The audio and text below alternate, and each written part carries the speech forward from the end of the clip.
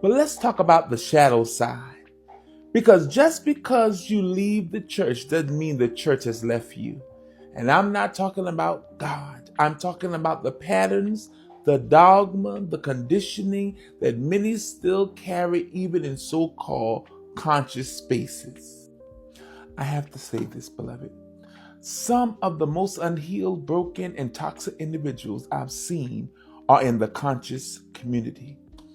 And I'm saying this from a place of love. Just because you've rejected the church and religious dogma and indoctrination doesn't mean you've healed from the wounds it left on you. Many in this space think because they've deconstructed religion, they've done the work, but they are still walking in trauma responses. They're still operating from pain, and that pain, it shows up in how they engage with one another. And one another's how we engage, it shows up harsh, insensitive, even disrespectful. They claim to be teaching, but in reality, they're lashing out.